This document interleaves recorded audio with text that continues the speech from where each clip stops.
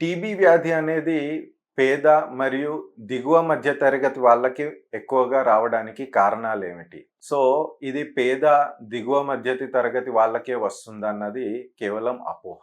ఒకసారి మనం చూసుకుంటే రెండో ప్రపంచ యుద్ధ కాలంలో ఈవెన్ పాశ్చాత్య దేశాల్లో గూడా టీబీ అన్నది చాలా ఎక్కువగా ప్రబలింది. దానికి కారణాలు ఈ ప్రపంచ యుద్ధ కాలంలో జనాలందరూ గూడా బంకర్స్‌లోకి వెళ్ళి క్రౌడెడ్‌గా నివసించాల్సిన అవసరం రావడం.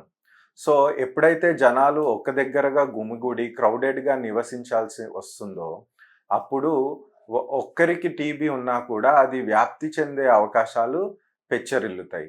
దాని ద్వారా టీబీ అన్నది ఈవెన్ ఆ పాశ్చాత్య దేశాల్లో కూడా ఎక్కువగా చూసాం ఆ కాలంలో. కాకపోతే మన దేశంలో ఎక్కువగా దిగువ, మధ్యతరగతి, పేద వర్గాల వారు ఎక్కువ క్రౌడెడ్ ప్లేసెస్‌లో ఉండడము, తద్వారా వ్యాధి సోకడం అన్నది ఎక్కువగా ఉంటుంది.